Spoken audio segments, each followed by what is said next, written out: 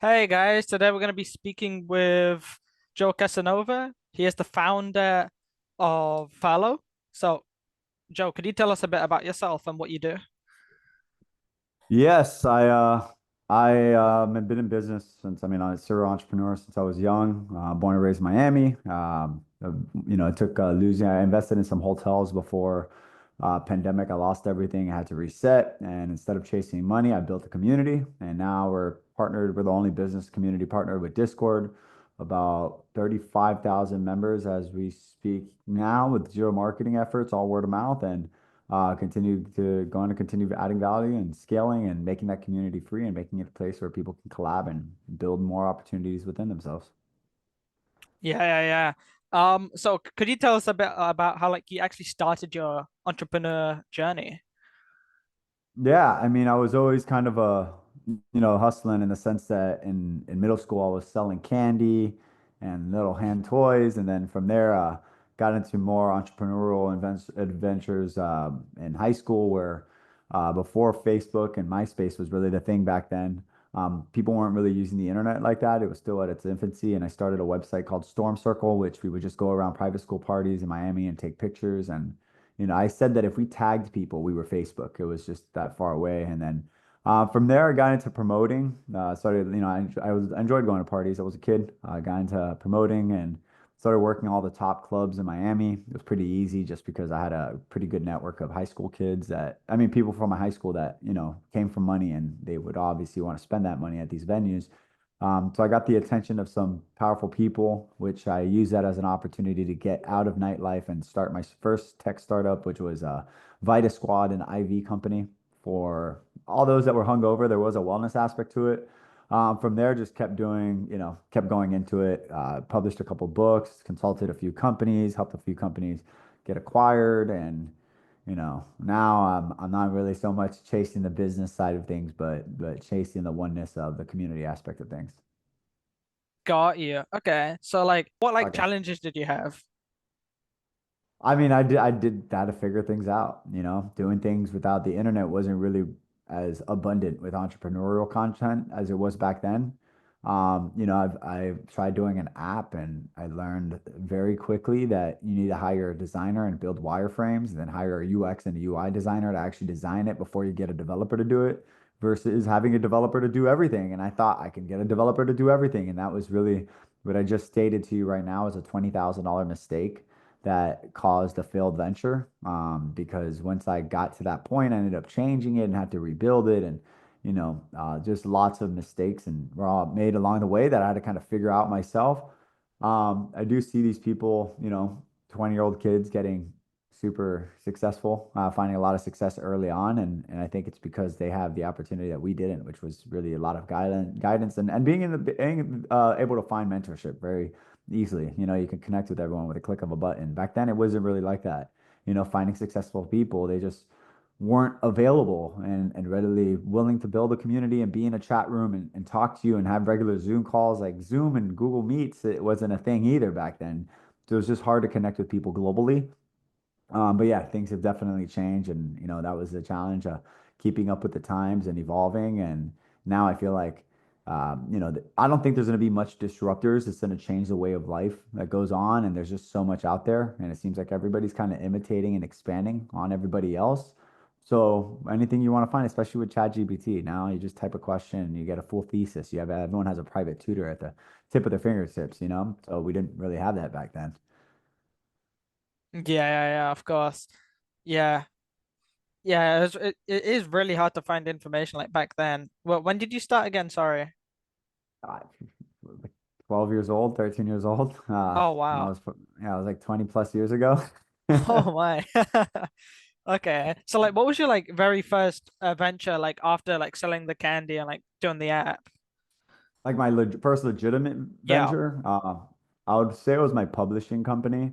Amazon was at its infancy, and we saw that, people were typing keywords that they were searching on Google Trends. We weren't doing like very, thorough, in-depth keyword research because Amazon was pretty fresh.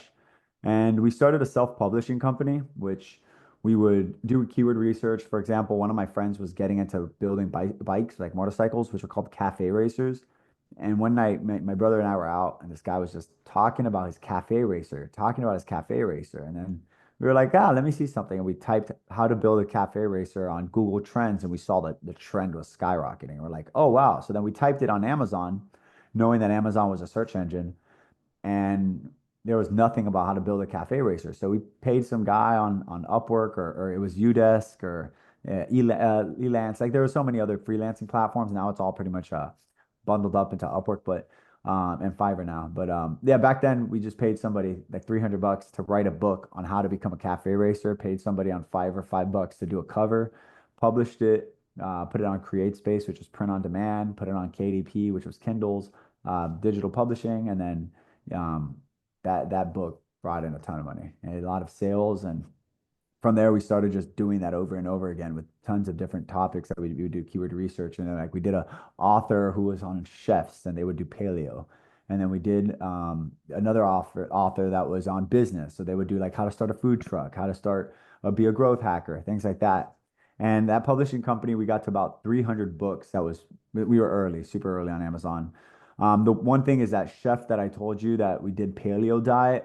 Yeah. Paleo was trademarked, and it took down 300 of our books. All the books in our network was taken down because we voided a trademark. And yeah, and it even took down my personal books that I had. I had four books that three of them were Amazon bestsellers. 100+ reviews on all of them, and took them all down because I was associated with something that was trademark infringement. So that was a great business that we got in, learned a lot, but and my introduction to SEO, but overall, ended as quick as it started. Got you. Yeah, yeah, yeah. After all that. So what did you do next after that? Uh, at that time I was living in LA, and I was basically doing consulting for a company called Privé Luxury Rentals, which was Airbnb. I had a bunch of houses on the Hollywood Hills that we would just jump between because, if it was rented, we didn't want to stay there because it was being rented out, it was making money. And then after that, we switch over to a house that wasn't rented, and I was living in LA rent free and in mansions all through, the hills. It was just great. Did that, scaled that, but then LA ended up putting tight Airbnb laws. So from there, switched over and found another LA-based company called Destination Luxury, which was like an online publication that I was leveraging a lot for experiences. I would reach out to restaurants telling them like, hey, I'd write an article for you if you give me dinner. And then the dinners were just fantastic experiences. I started getting influencers that I knew in my contacts that just like come to dinner with me. And then the chef would come out and give us like, a crazy experience that they knew we were going to write it about. And they didn't care how many leftovers we took. They just wanted us to take pictures of the meals. So started doing that. I just started pushing, pushing, pushing. And it just kept going. That wasn't my company though. Eventually I parted ways and got more into the investing side of things, which is how I got into my hotels. Got you. Okay, so what made you move into investing? Investing, I mean, you just see opportunities, when you have opportunities and you have, in the beginning you trade your time for money. Over time, you once you build that money, you start investing your money to make back money, and you're not necessarily spending your time, but you're spending money, and then it becomes a multiple effect. Of course, of course. So like what lessons did you learn from like your first startup compared to like other later projects that you've been working on? Yeah, I mean, I would say the biggest lesson I learned is that equity is meaningless most of the time. It's very unique places that equity means something. A lot of people try to pitch opportunities where I'll give you 50% of my LLC, and it's like, dude, your LLC is gonna not do anything. Like an agency, if you go work at an agency, very minimal, like minimal agencies actually get acquired. So having equity in an agency means nothing. And I've had a lot of equity in a lot of companies early on that did nothing whatsoever. And then the ones that I should have gotten equity on, I got a higher salary and I got higher payouts, which was cool. I found now that I'm more into the performance end of performance deals where I get a percentage of the revenue. I don't care about your equity. I don't, what's the odds that you're going to sell? And if you sell, you could always sell your equity and not sell my equity. And I even have friends that are part of companies that, they have a lot of stocks that they're hoping for the company to go public so they could sell everything. But at the same time, the CEO of their company is selling their stocks behind the scenes and they're not selling theirs. So you have to find your own, sellers to buyers to buy your equity. It's ridiculous. So I wouldn't really chase equity. Equity means nothing. Even on my company, I'm constantly giving equity away because for other people, it does mean like they own a part of the company, which I think that's as far as it goes. So I'd rather have 20 partners that have 5% than have, a partner that's 50-50, if that makes sense. Yeah, yeah, got you. Yeah, like with furlough, right? Like, what was like your vision behind creating it? Like, and like, how did it like, grow? Because in the beginning, it was like from a couple hundred. Now it's like 35,000, which is crazy. Yeah, I lost everything in the pandemic, and originally I started, I was playing video games at the time. Everyone was on quarantine, like you couldn't do much. So I was playing games, and then Twitch. I'm very tapped into the culture, and I know what's working for people and what's not. So I was paying attention to Twitch, and I saw everyone was home.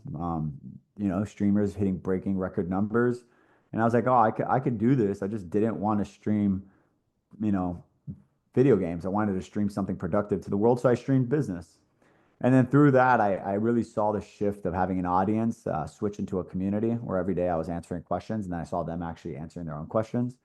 And I was like, oh wow, there's something special here. So, I just kept feeding the beast and really just giving value, giving value, giving value, not trying to make money off of it. And then, when people are in my position, ego generally comes into play. And when ego comes into play, they start figuring out, they switch from instead of me serving you, like you owe me something.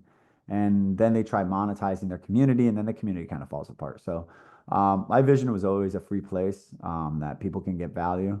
One of the best advice that someone gave me early on was like, if you're gonna build something for your younger self. And I didn't have something like that, something where I click of a button, I could have access to people like me.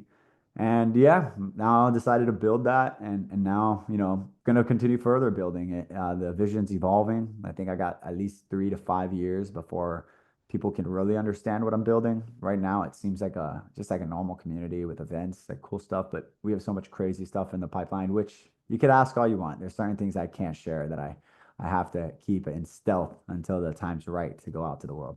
Of course, sure. So like, what's next for furlough then? Yeah, no, I mean, we're scaling our operation. Right now, we have about 30 people from the community. We hire from the community directly as like the core operating team. So we have about 30 full-time people on our team. I like to say that we're a performance community, and there's performance agencies, but performance community, we don't necessarily hire people and then put them on 50 brands. We build in them into the deals so that we're changing the way kind of agencies do business. A lot of agencies are just they're bad, it's bad experiences. And yeah, I guess what's next for us is scaling up the team, building out further events, building out this real content mechanism that we can actually showcase to the rest of the social media channels what's happening in Discord so that someone could come in and provide value and that moment can be captured. We have a lot of great moments, but unfortunately, I mean, it's a double-edged sword because the moments, since they're not recorded, people are appreciative of what's happening in the community. But sharing that with other people is going to allow us some great growth. And I think the cool thing about having that growth in the community is now everybody's network kind of expands. People think that I'm the one that's positioned the most to benefit from the community, but the way it's set up, I'm actually positioned the least because everybody in the community knows that I'm the owner of it. So I kind of have this, like, oh, he owns it. He's not being authentic because he's doing something, versus you can go in there and just make genuine connections. So everyone does have a more to benefit from than I do. And, I think if I get this to a 250,000 by next year, 100,000 by next year with actually doing marketing, we've done zero marketing. Yeah, I think you're going to have access to a lot more professionals that you could interview, a lot more professionals you can make connections with, a lot more professionals you can end up working with.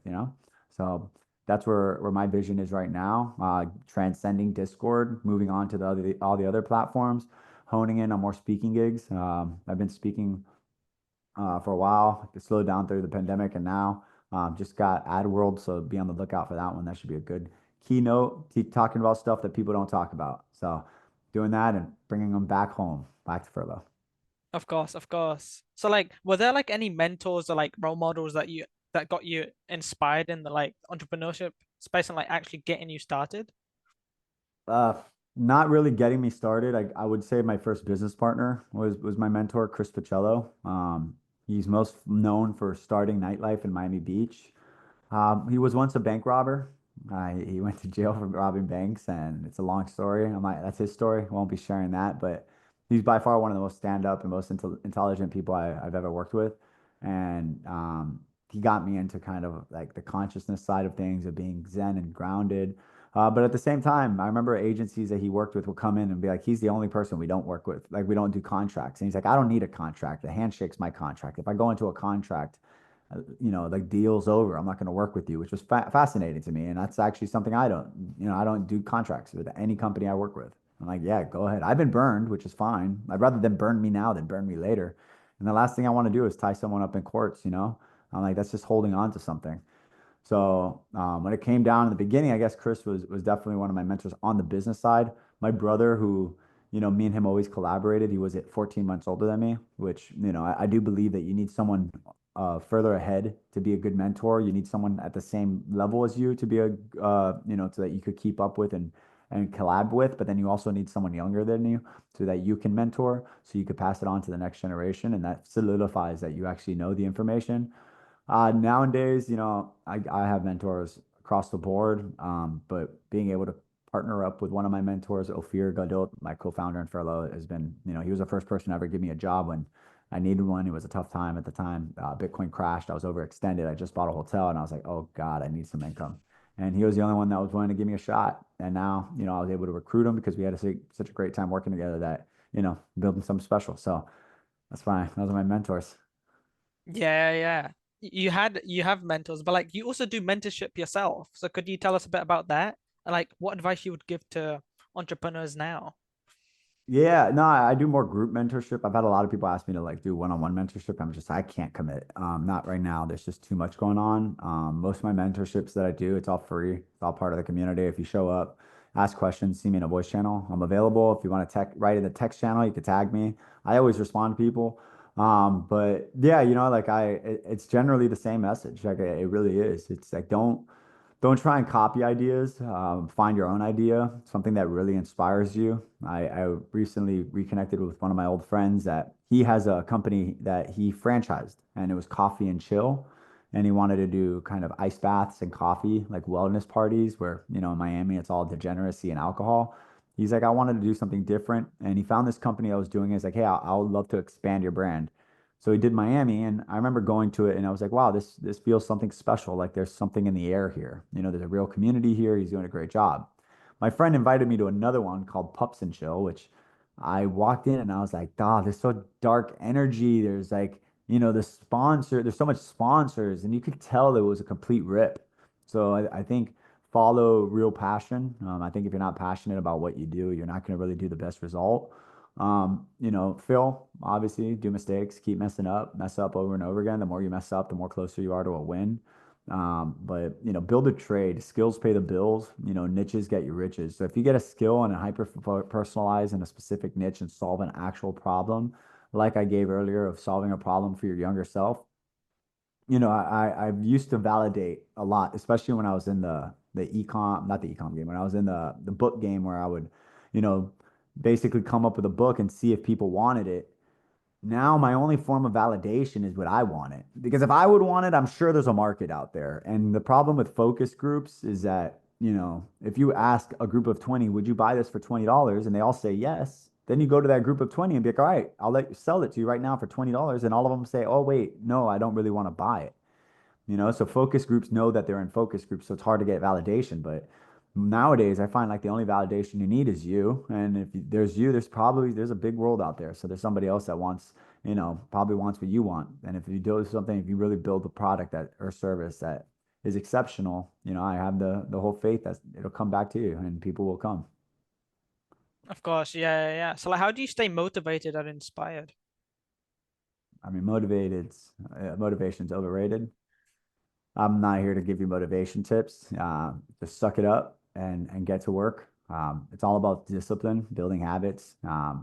Wake up, stop drinking, stop partying, stop scrolling.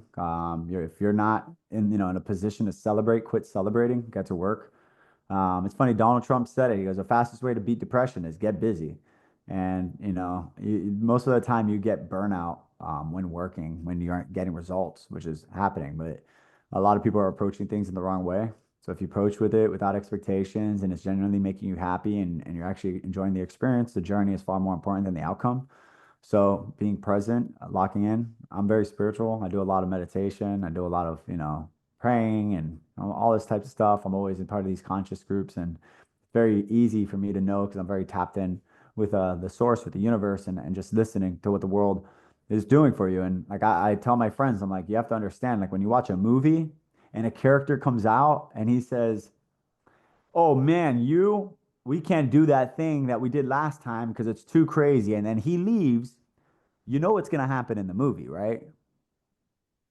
They're gonna explain what that was, or you're gonna do it again. And I believe I call it theater lore that if you go through life experiencing it like it's a movie and you surrender to life and you just go with it, you're going to see signs that things are popping up continuously. And if it's popping up continuously, that is the movie telling you follow that because you have free will, of deciding what path you want to take. But sometimes life gives you hints and everybody's connected into the same source. Ideas don't happen in the head, they happen above the head. That's why light bulbs in cartoons happen above the head. It's this flow of consciousness that's happening and there's all a unified field that connects us all. So if you understand that we're all connected, we're all this consciousness speaking to each other. And there's reasons why people say certain things when they speak to certain people. Half the time, that's what they like. I might be talking to you, but somebody else is supposed to hear it that is aligned and in our place right now. So listen to the universe. It gives you hints. And if you truly listen to it and you follow it with passion and curiosity, like I don't think you need to be motivated because like you could be tired, but if your passion is fueling you and you're curious on what is on the other side of that door, your eyes could be half a closed and you're still going to want to open that door and walk through it. So motivation is overrated. Okay, so you're mentioning like how you're into spirituality and all that. So like, are there like any like personal habits or like routines that have helped you achieve your success? Yeah, I mean, when I'm best performing, I meditate, first thing in the morning, slow down the mind. Half the time you're living in the past or the future. You're not living in the present. And the present is where everything happens, The future is upcoming present and the past is former present. We call it the eternal now. Your whole life is in this eternal now, but you live in the past, you're feeling depressed. You live in the future, you're feeling anxiety. You live in the present, you feel joy. And when you feel joy, that's when everything happens. You have this big mission, which is what you need to do in the, span of your life, but then you have this small mission, which is what you need to do right now. And doing these spiritual practices, I used to suffer through depression because I would work like crazy and just be around toxic people and take up that energy. And, I found that asking the mind genuinely, like I wonder what my next thought is going to be. And when you ask your mind, what I wonder what my next thought is going to be, your mind stops and you wait and a thought will appear. And that thought will be something from the past or the future. And if it's from the past to the future, you're not from the present. But by observing that it's not in the present, you become present. And when you become present, you feel this joy, you feel this peace. And then you ask yourself again, I wonder what my next thought will be. The next time that thought comes up, there's going to be a bigger space between it. And you're going to, that space is your presence and your joy and you're centered and you feel happy. And that is when I think you can make your best decisions. You find your true inspiration, what it is you want to do. But if you're always stressing about shit, it's just not going to work in your favor. And like, that's why I think, I say the longest journey in life is 16 inches from the mind to the heart. And a lot of us try to, be analytical and intellectual, but it's like we just need to be heart centered and understand what it is that we love and what we want to do, how we want to share that love to the world. And, while I'm doing something so great and I am fully convinced, maybe I'm, delusional, but I don't care. I believe one day I will be able to build a unicorn, which means I will have $1 billion company, whether that's me have $1 billion or the company be worth it. I don't know. I don't really think about that. And it's not because I want to be rich. It's because I understand that money is the compensation for services. And what the service of what I'm about to do, building this and how many people it's going to serve, the only byproduct is I can imagine the way this three-dimensional reality we live in is wealth. And that's gonna happen. And when more money comes, I'm gonna serve more people. It's just kind of like how Elon made 30 billion in the past week after the election happened. It's like he's serving the most people right now. It's undeniable. He just launched robotaxi. He's gonna fix the whole driving situation and the government spending, things like that. So yeah, I mean, serve. And I'll tell you, like, I do it from my heart and I don't do it from like, my wallet in the sense or my brain thinking how to make money off of this. I just think, how can I provide value to these people as much as possible, and it works. It works. And that's what I think it's all about. If everybody shifted in that mindset and mentality of how can I give? Because truly to give is to receive. And if you understand that mentality, you're going to be a very spiritual person. And, spirituality and religion, like people confuse them both. They're very different in the sense like religion is a middleman between you and God. Spirituality is understanding that God's within you. And if he's within you, he's within everybody and that we're all one. And that's the act of being whole. That's what it means to be holy. So, yeah, I mean, that's my 2 cents on spirituality. That's a couple of tricks. I do have a program called The One. It's a masterclass to consciousness, which is by far everything I've learned from all the great teachers. I did this for free. I mean, I built that. It's currently selling on Udemy, but anyone that DMs me, I'll totally give it to you guys for free if you can't afford it. I do think that you should pay for it because those who pay attention, and it is a very hefty course and program, but it is life-changing information in there. Of course, yeah. Like you've talked about, exploring like deep concepts of consciousness. So like how do these like ideas influence like your day-to-day decisions? I mean, it's everything. We're all consciousness, and once you have this higher, like I'm operating from a higher plane of awareness, and I see things that other people don't see, and it's right in front of their face. Like one of my friends came from a music festival, so he obviously partied. So obviously afterwards, he's gonna feel like crap. And I'm like, you're not in a financial situation to be able to go party. And you're coming at me like, I just need you to be a friend. And I'm like, what do you want me to tell you? Like, you went and partied and you're not in a position to celebrate and anything. What'd you think how you were going to feel? Of course, you're going to feel like this when you get back into your reality and you're escaping this. And, you know, the funny thing is, and this is a higher plane of operating, of awareness that came into play. I told him, like he told me like, oh, I think I like this girl. I want to like date her and all this. I'm like, that's your problem. Like you're seeking happiness outside of you. And you go and start dating this girl, what's gonna happen is you're gonna fight because you're dependent on her for happiness. And like you don't trust a naked man who offers you clothes. And the most important in love is self-love. So love yourself and then you'll be able to love others. But instead, if you're butt naked trying to give clothes out to everybody, it just doesn't make sense. So like these little things, like that's what consciousness gives me ability to do. I've expanded it. And what consciousness is, you have to understand, like when you expand your consciousness, you're going to understand trauma that is inside of you that has always been there and it's always affected your life. You're just not aware of it because your consciousness is limited. But when you expand your consciousness, you expand your awareness and actually see things that's happening within you and can say, oh, wow, why am I always stressed? Well, it's because when I was a kid, my mom and dad like had a fight. And like ever since that day, I always thought I was the reason that they fought and I'm always stressed. Like it's little things that happen between the ages 4 of 7 that affect your entire life and how you interact with people. It's wild. And that's what the work of consciousness does. And I've done it. Like I've identified people's traumas within minutes of meeting them, where they tell their friends, I don't like that guy. I don't want to hang out with that guy. And I'm like, well, I was trying to help. And then they're like, yeah, but you pointed out her biggest insecurity within a minute of speaking to her. And I'm like, oh, my bad. I thought it would help. I wish someone could do that for me, but I had to figure it out on my own. And, it impacts everything for me, whether it's small or big, it doesn't matter. The other day I had a great meeting with a company that I think is going to change the way that gaming is done. And they're about to do a crazy rollout. I'm not going to disclose much details because they asked me not to, but we spent the first hour of a 4 hour meeting talking about God and praying and just understanding that we are all part of this galactic family, I guess, and we're all part of the same team. And it's very different when you find very high conscious, high performing, experts in their field that complement each other.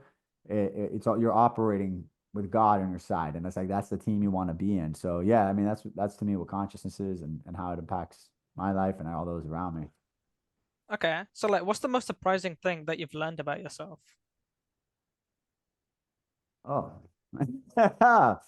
I mean, I can't answer that because it's controversial. It's very controversial, and people aren't ready for that answer, you know.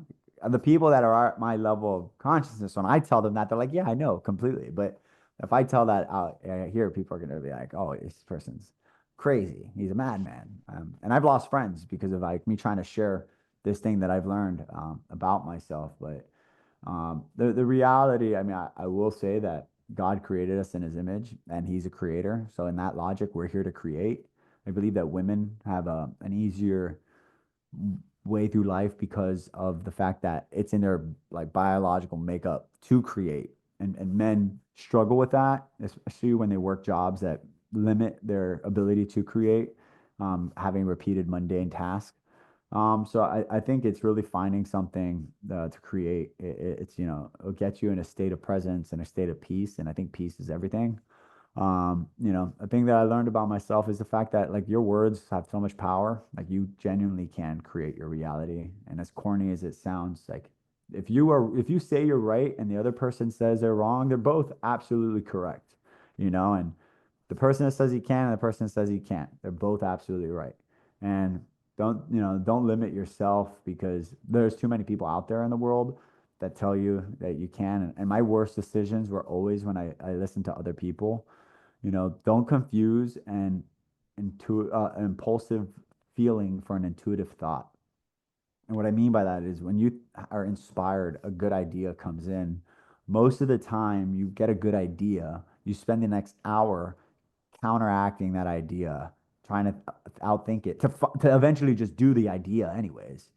And that's kind of, you know, what I believe is like that higher self giving you this information. Like, this is what you're looking for. Here you go.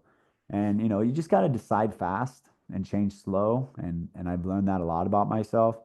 You know, I've learned that we are malleable, that as beings that you can be whatever you want to be. And what I thought was some of my weaknesses are now some of my strengths, which is very surprising to me.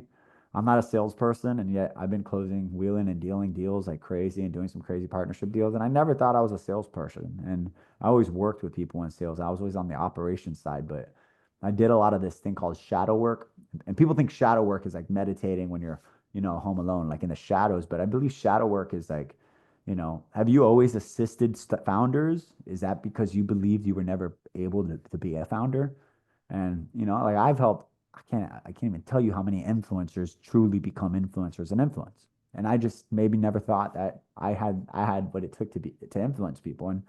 And now, you know, I do think I'm somewhat of an influencer and not in that social media term because like what Jesus only had 12 followers. Like I got 35,000 in this wonderful community that I hope to inspire and push. So with by those numbers, I'm like, I'm hoping my impact could be bigger than, you know, Son of God. But you know, all the credit goes to him, one of the most influential persons of our existence. So yeah, I mean, if I learned anything about myself, I would say it's I just kind of hit you with a couple a couple there. So It's all good. It's all good. So, like, if you could start a business today, right? Like, what would it be and why?